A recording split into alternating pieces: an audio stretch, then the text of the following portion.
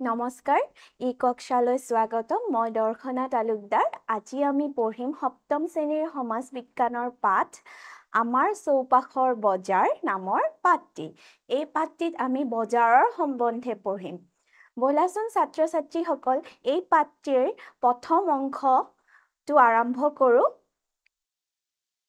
ছাত্ৰ ছাত্ৰীসকল তোমালোকে বজাৰত যোৱা নে নাই মা দেউতাৰ লগত দেওবৰীয়া বজাৰত বা দৈনিক বজাৰত তোমালোকে যোৱা নে নাই নিশ্চয় যোৱা তাত তোমালোকে কি কিনা তাত প্ৰয়োজনীয় বস্তুবোৰ তোমালোকে কিনা বজাৰৰ পৰা আমি কি কিনো বাৰু বজাৰৰ পৰা আমি খাদ্য বস্তু কিতাপ বহি লগতে আন লাগতিয়াল বস্তুবোৰ কিনো বলা আজি আমি এই বজাৰৰ বিষয়ে পঢ়ো বজাৰ হৈছে এনে এখন ঠাই য'ত ক্ৰেতা বিক্ৰেতা পৰস্পৰ মুখামুখি হয় আৰু টকা পইচা বা মুদ্ৰাৰ বিনিময়ত সামগ্ৰীৰ কিনা বেচা হয় বজাৰ বুলিলে এনে এখন ঠাইক বুজা যায় যিখনত ক্ৰেতা থাকে আৰু কি থাকে বিক্ৰেতা থাকে ক্ৰেতা মানে কি যোনে বস্তুটো কিনে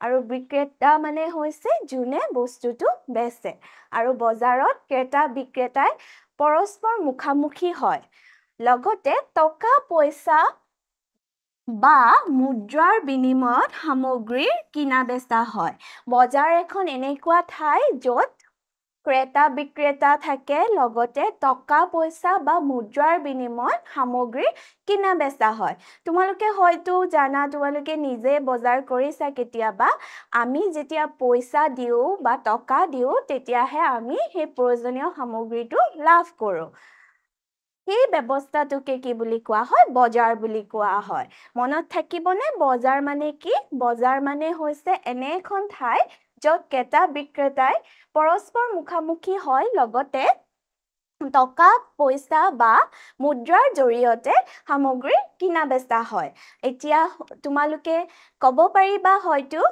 বজাৰৰ পৰা আমি কি ক্ৰয় কৰোঁ বজাৰৰ পৰা আমি কিনো চাউল ভাত শস্যজাতীয় খাদ্য বিস্কুট চাহপাত চেনি মছলা শাক-পাচলি চাবোন টুথপেষ্ট বহি ষ্টেচনাৰী বস্তু কাপোৰ ইত্যাদি মানে আমি বজাৰৰ পৰা সকলো বস্তুৱে কিনো তোমালোকৰ পঢ়াৰ বাবে লাগতিয়াল বস্তু কিতাপ বহি পেন্সিল ৰবৰ এই সকলোবোৰ বস্তু আমি বজাৰৰ পৰা কিনো লগতে আমাৰ সকলো খোৱা বস্তু বজাৰৰ পৰা কিনো হয়নে বুজি পালা বজাৰ মানে কি এই বজাৰৰ আগতে যেতিয়া বজাৰ বহিছিল তাত কোনো টকা বা মুদ্ৰাৰ ব্যৱহাৰ হোৱা নাছিল অতীত কালত বজাৰত কি হৈছিলে বিনিময় প্ৰথা হৈছিলে বিনিময় প্ৰথা দেখিছা বিনিময় প্ৰথানো কি আমি বুজোগৈ বলা প্ৰাচীন কালত মুদ্ৰা বা টকাৰ ব্যৱহাৰ নাছিলে মুদ্ৰা বা টকাৰ ব্যৱহাৰ হোৱা নাছিলে তেতিয়া মানুহে কি কৰিছিলে এজন মানুহে প্ৰয়োজনীয় বস্তু পাবলৈ আনৰ লগত বস্তুৰ বিনিময় কৰিছিলে মানে যদি এজন মানুহক চাউলৰ প্ৰয়োজন হৈছে তেওঁ বেলেগ এজন মানুহৰ পৰা চাউল ল'ব আৰু চাউলৰ বিনিময়ত তেওঁক দাইল বা বেলেগ শস্যজাতীয় খাদ্য দিব এই প্ৰথাটো হৈছে বিনিময় প্ৰথা আৰু এই ব্যৱস্থাটোকে বিনিময় প্ৰথা বুলি কোৱা হয় সামগ্ৰীৰ যেতিয়া আদান প্ৰদান হয় মানুহৰ মাজত সেই প্ৰথাটোকে আমি বিনিময় প্ৰথা বুলি কওঁ এই বিনিময় প্ৰথাটো হৈছে আটাইতকৈ পুৰণি বজাৰ ব্যৱস্থা প্ৰাচীন কালত আছিলে পুৰণি কালত আছিলে সেইবাবে এই প্ৰথাটো এই ব্যৱস্থাটো বজাৰ ব্যৱস্থাটো আটাইতকৈ পুৰণি হয় আজিকালি প্ৰায় বিনিময় প্ৰথা লুপ্ত হোৱাই দেখা গৈছে কিন্তু আমাৰ অসমতে এনে এখন জিলাত এতিয়াও বছৰ এটা মাহত বিনিময় প্ৰথা হয় সেই বিনিময় প্ৰথা এতিয়াও তাত প্ৰযোজ্য হয় আৰু সেই জিলাখন হৈছে মৰিগাঁও জিলা তাত জোনবিল মেলা অনুষ্ঠিত হয় আৰু এই জোনবিল মেলাতে বিনিময় প্ৰথা হোৱা দেখা যায় বলা আমি জোনবিল মেলা চোৱা এইখন জোনবিল মেলাৰ এখন ছবি দিছে আৰু জোনবিল মেলা ক'ত হয় অসমৰ মৰিগাঁও জিলাৰ জাগিৰোডৰ ওচৰৰ জোনবিলৰ পাৰত প্ৰতি বছৰে মাঘ বিহুৰ পিছত এইখন মেলা অনুষ্ঠিত হয়। জোনবিল মেলা হয় মৰিগাঁও জিলাৰ জাগিৰোডৰ ওচৰত জোনবিলৰ পাৰত। আৰু কেতিয়া হয়? মাঘ বিহু। প্ৰতি বছৰে যেতিয়া আমাৰ মাঘ বিহু হয় তাৰ কিছুদিন পাছতে এই জোনবিল মেলাখন অনুষ্ঠিত হয়। আৰু এই জোনবিল মেলাখনত বিভিন্ন পাহাৰীয়া জনজাতি যেনে তিৱা, কাৰ্বি, খাচী, জয়ন্তীয়া আৰু ভৈয়ামৰ লোকে নিজৰ সামগ্ৰী লৈ এই মেলালৈ আহে। এই মেলাখনত পাহাৰীয়া জনজাতিবোৰ তিৱা, কাৰ্বি, জয়ন্তীয়া, খাচী এইবোৰ লোকে মেলালৈ আহে। লগতে ভৈয়ামত বাস কৰা লোক যোনবিলাকে ভৈয়ামত বাস কৰে তেওঁলোকেও এই মেলাখনলৈ নিজৰ নিজৰ সামগ্ৰী লৈ আহে। আৰু এই মেলাখনত এখন ডাঙৰ বজাৰ বহে। মেলাত দেখিছানে তোমালোকে? মেলাত বজাৰো বহে, বজাৰৰ পৰা মানুহে সামগ্ৰী কিনা হয়। কিন্তু এই মেলাখনত এই যে পাহাৰীয়া জনজাতিসকলে সামগ্ৰী আনে বা ভৈয়ামৰ লোকসকলেও সামগ্ৰী আনে, তেতিয়া কি হয়? তেওঁলোকে নিজা নিজা সামগ্ৰীৰ লগত অন্যৰ সামগ্ৰী বিনিময় কৰে বা সলনি কৰে।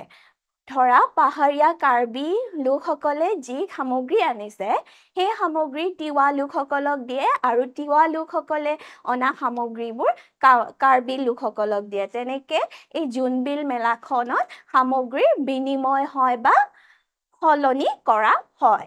তিৱা জনগোষ্ঠীৰ ৰজাই এই মেলাৰ পৰা ৰাজহ বা কৰ সংগ্ৰহ কৰে। তিৱা জনজাতিৰ যিজন ৰজা থাকে এই জোনবিল মেলাৰ পৰা ৰাজহ বা কৰ সংগ্ৰহ কৰে। ভাৰতৰ একমাত্ৰ বজাৰ য'ত এতিয়াও বিনিময় ব্যৱস্থা আছে। জোনবিল মেলাখন একমাত্ৰ ভাৰতৰ বজাৰ য'ত এতিয়াও বিনিময় প্ৰথাটো চলি আছে।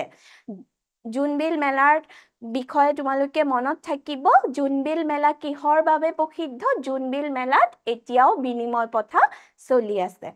বলা এতিয়া আমি বজাৰৰ বিষয়ে পঢ়ো। আৰু বজাৰবোৰ কি হয়? আগতে বজাৰবোৰ বেলেগ আছিল, এতিয়া আকৌ বজাৰবোৰ বেলেগ বেলেগ হোৱা দেখা যায়। সময়ৰ পৰিৱৰ্তনত বজাৰবোৰ বেলেগ হোৱা পৰিলক্ষিত হৈছে। সময়ৰ লগে লগে বজাৰৰ ৰূপ সলনি হৈছে। মই কৈ উঠিলোৱে, প্ৰাচীন কালত বিনিময় প্ৰথাৰ দ্বাৰা বজাৰ বহিছিল বা বজাৰত বিনিময় প্ৰথা কৰিহে মানুহে বস্তু কিনিছিল বা বেচিছিল। এতিয়া কিন্তু তেনেকুৱা নহয়। এতিয়া কি হয়? এতিয়া আমি মুদ্ৰা বা টকা পইচাৰে বজাৰত বস্তু কিনো আৰু বিক্ৰেতায়ো টকা পইচাৰ জৰিয়তেহে বস্তুবোৰ বেচে। সেইকাৰণে কৈছে সময়ৰ লগে লগে বজাৰৰ ৰূপ সলনি হৈছে। এতিয়া মুদ্ৰা বিনিময়ৰ মাধ্যম হিচাপে ব্যৱহাৰ কৰা হয়। এতিয়া টকা পইচাক বিনিময়ৰ মাধ্যম হিচাপে আমি ব্যৱহাৰ কৰোঁ। আমি বজাৰৰ পৰা দৈনন্দিন বস্তুবোৰ টকাৰে কিনো। আমাৰ যিবোৰ প্ৰয়োজনীয় বস্তু বা দৈনন্দিন যিবোৰ বস্তু সেইবোৰ আমি আজিকালি বজাৰৰ পৰা কিহেৰে কিনো? টকাৰে কিনো, হয়নে? আমি ব্যৱহাৰ কৰা কাগজৰ নোট আৰু মুদ্ৰাবোৰ চৰকাৰৰ দ্বাৰা অনুমোদিত। আমি যে ইয়াত পইচাবোৰ ব্যৱহাৰ কৰোঁ বা টকাবোৰ ব্যৱহাৰ কৰোঁ, 100 টকা, 200 টকা, 500 টকীয়া, 1000 টকীয়া বা 2000 টকীয়া নোট যে ব্যৱহাৰ কৰোঁ, সেইবোৰ চৰকাৰৰ দ্বাৰা অনুমোদিত হয়। আৰু সেইকাৰণে এই পইচাবোৰ বা টকাবোৰ আমাৰ বজাৰ ব্যৱস্থাত চলে। এতিয়া আহোঁ আমি আধুনিক বজাৰ বা সেৱালৈ। এই ছবিখনত তোমালোকে কি দেখিছা? এগৰাকী ডক্তৰে এগৰাকী ৰোগীৰ চিকিৎসা কৰি আছে। এই ছবিখন মনত ৰাখিবাচোন, পিছত এটা ইয়াৰ লগত জড়িত কথা আছে। বলা আমি আধুনিক বজাৰ আৰু সেৱা বিষয়ে পঢ়ো। আজিৰ বজাৰত ধনৰ জৰিয়তে সামগ্ৰী সেৱা ক্ৰয় বিক্ৰয় হয়। বা আজিৰ বজাৰত কি হয়? ধনৰ জৰিয়তে সামগ্ৰীৰ কিনা বেচা হয়, কিন্তু সামগ্ৰীৰ লগতে সেৱাৰো কিনা বেচা হয়। আমি শিক্ষা, যোগাযোগ, স্বাস্থ্য, বেংকিং, পৰিবহণ আদি সেৱা ক্ৰয় কৰোঁ। আমি কি কি সেৱা কিনো? শিক্ষা কিনো, যোগাযোগ কিনো, স্বাস্থ্য কিনো, পৰিবহন কিনো আৰু বেংকিং কিনো। শিক্ষা কেনেকৈ কিনা বাৰু তোমালোকে? শিক্ষা যেতিয়া তোমালোকে এখন স্কুললৈ যোৱা, তাত শিক্ষা তোমালোকক প্ৰদান কৰে, তাৰ বাবে তোমালোকে কি দিব লগা হয়? অকণমান পইচা দিব লগা হয়। সেইটোৱে হৈছে শিক্ষা কিনা। লগতে যোগাযোগ, আমি এজন মানুহক এঠাইৰ পৰা আন ঠাইলৈ খবৰ কৰিবলৈ আমি ফোনৰ জৰিয়তে, মোবাইল ফোন বা টেলিফোনৰ জৰিয়তে খবৰ লওঁ। তাত মোবাইল ফোনত আৰু টেলিফোনৰ বিল দিব লগা হয় নে নাই? সেই সেৱাটো আমি টকাৰ মাধ্যমেৰে কিনো। তেনেকৈ স্বাস্থ্যও আমি টকাৰ মাধ্যমেৰে কিনো। কেনেকৈ কিনো? ডক্তৰৰ ওচৰত যেতিয়া আমাৰ বেমাৰ হ'লে যাওঁ, আমি ডক্তৰে চিকিৎসা কৰাৰ বাবদ তেওঁলোকক এটা মুদ্ৰা দিব লগা হয়, কিছু পৰিমাণৰ ধন দিব লগা হয়। তেতিয়াই আমি ডক্তৰৰ সেৱা কিনো।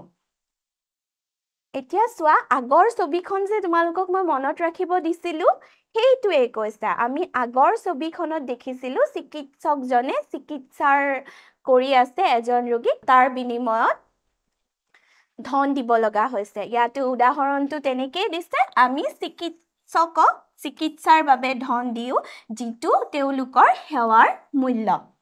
হয়নে? আমি সেৱাৰ মূল্য দিওঁ, সকলোকে দিওঁ সেৱাৰ মূল্য। উকিলসকলৰ সেৱা, মেকানিকৰ সেৱা, পানী যোগান, পৰিবহণ ব্যৱস্থা, বিদ্যুৎ আৰু টেলিফোন সেৱা আমি মুদ্ৰাৰ জৰিয়তে ক্ৰয় কৰোঁ। কিছুমান ক্ষেত্ৰত আমাৰ উকিলৰ প্ৰয়োজন হয়, কিবা বস্তু বেয়া হ'লে মেকানিকৰ প্ৰয়োজন হয়, লগতে পানী যোগান ধৰা মানুহজনক বা পৰিবহণ ব্যৱস্থা, গাড়ী, বাছ আদিত উঠিলে, বিদ্যুৎ আৰু টেলিফোন সেৱাৰ বাবেও আমি টকাৰ জৰিয়তে বা মুদ্ৰাৰ জৰিয়তে সেই সেৱাটো কিনি লওঁ বা কিনিব বিচাৰোঁ। কোনো ক্ষেত্ৰত ক্ৰেতা আৰু বিক্ৰেতা পৰস্পৰ মুখামুখি নোহোৱাকৈও কিনা বেচা সম্ভৱ হয়। কেতিয়াবা কি হয়, ক্ৰেতা আৰু বিক্ৰেতাই পৰস্পৰ মুখামুখি নহয় বা সন্মুখা-সন্মুখী নহয়, কিন্তু কিনা বেচা সম্ভৱ হয়। তেনে বজাৰৰ সামগ্ৰীও আছে, আৰু সেইবোৰ কেনেকৈ হয়? চিঠি পত্ৰৰ যোগেদি, তাৰ বাৰ্তাৰ যোগেদি হয়। আৰু এতিয়া তোমালোকে নিশ্চয় জানা, আমি ইণ্টাৰনেটৰ সহায়তো বস্তু কিনা বেচা কৰিব পাৰোঁ। আমি ইণ্টাৰনেটৰ সহায়ত অনলাইন শ্বপিং কৰিব পাৰোঁ। তোমালোকে নিশ্চয় জানা, তোমালোকে নিশ্চয় হয়তো ইণ্টাৰনেটৰ যোগেদি বস্তু কিনা। ইণ্টাৰনেটৰ সহায়ত কিনা বেচাৰ প্ৰক্ৰিয়াটো যথেষ্ট জনপ্ৰিয় হৈ উঠিছে।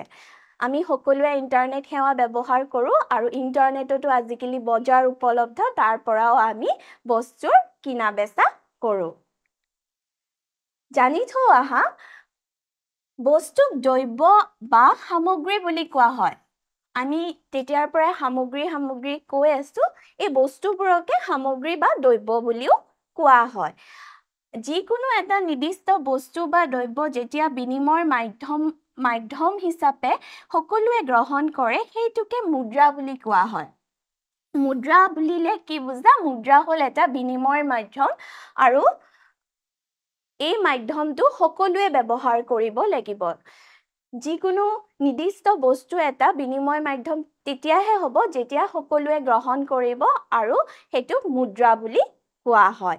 এতিয়া আমি বজাৰনো কেনেকুৱা হয়, কি ধৰণৰ বজাৰ উপলব্ধ হয়, সেই বিষয়ে সৰুকৈ এটা আভাস লওঁ আহা। দৈনিক বজাৰ বা স্থায়ী বজাৰ। দৈনিক বজাৰ মানে হৈছে সদায় বহা বজাৰ, আৰু স্থায়ী বজাৰ মানে হৈছে সেই বজাৰবোৰ কেতিয়াও উঠি নাযায়, সেই নিৰ্দিষ্ট ঠাইতে সেই বজাৰবোৰ থাকে। সাপ্তাহিক বা অৰ্ধ সাপ্তাহিক বজাৰ।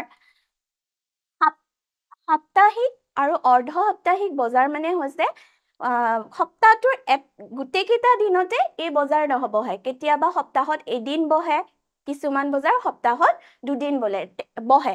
তেনে বজাৰক কি বুলি কোৱা হয়? সাপ্তাহিক বা অৰ্ধ সাপ্তাহিক বজাৰ। পাইকাৰী আৰু খুচুৰা বজাৰ।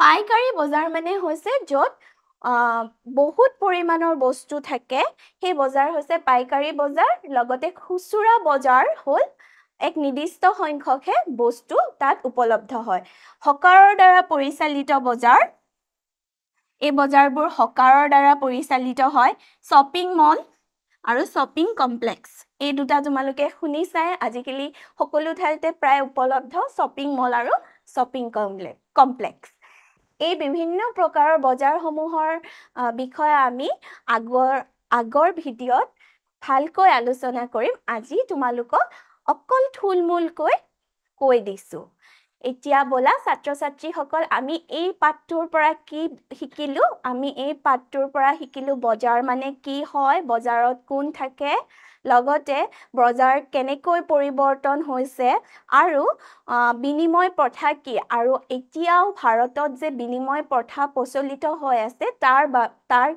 বিষয়েও আমি জানিলো বলা এতিয়া এই পাঠটিৰ ভিত্তিত আমি কেইটামান প্ৰশ্নৰ উত্তৰ কৰো আহা জোনবিল মেলা অসমৰ কোনখন ঠাইত অনুষ্ঠিত হয় কব পাৰিবানে তোমালোকে নিশ্চয় পাৰিবা জোনবিল মেলা অনুষ্ঠিত হয় অসমৰ মৰিগাঁও জিলাত মনত ৰাখিবা মৰিগাঁও জিলাত জোনবিল মেলা অনুষ্ঠিত হয় মৰিগাঁও জিলাৰ জাগি ৰোডৰ জোনবিল বিলৰ পাৰত এই মেলাখন অনুষ্ঠিত হয় এতিয়া দ্বিতীয় প্ৰশ্নটোলৈ আহো সামগ্ৰীৰ সলনি সামগ্ৰী বিনিময় কৰা প্ৰথাক কি প্ৰথা বুলি কোৱা হয় বিনিময় প্ৰথা বুলি কোৱা হয় সামগ্ৰীৰ সলনি যেতিয়া সামগ্ৰী পোৱা যায় সেই প্ৰথাটো বিনিময় প্ৰথা বুলি কোৱা হয় এতিয়া ছাত্ৰ-ছাত্ৰীসকল এই ভিডিঅ'টোত তোমালোকক এৰিছো আগৰ ভিডিঅ'ত লগ পাম